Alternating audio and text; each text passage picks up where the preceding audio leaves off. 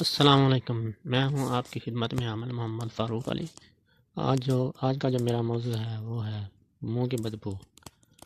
کئی بندے بیٹھے ہوں تو بندہ جس کے منہ سے بدبو آتی ہے تو وہ بات کرے تو سب کو ناگوار گزرتی ہے۔ منہ کی بدبو کا بڑا مسئلہ ہے، بڑے سے بڑی ادویات لے کے بڑی سے بڑی چیز کر کے بھی یہ چیز نہیں جاتی۔ حالانکہ اس کا اسلام نے آسان جواب دے دیا ہے کہ مسواک کرے۔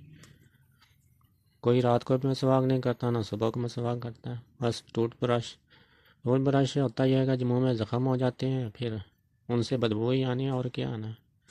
مسواک کریں، خلال کیا کریں، ہم روٹی کھانے کے بعد خلال کر لیا کریں، منہ میں انگلی ڈال کے پانی ڈال کے وہ پھینک دیا کریں، منہ میں پھینک۔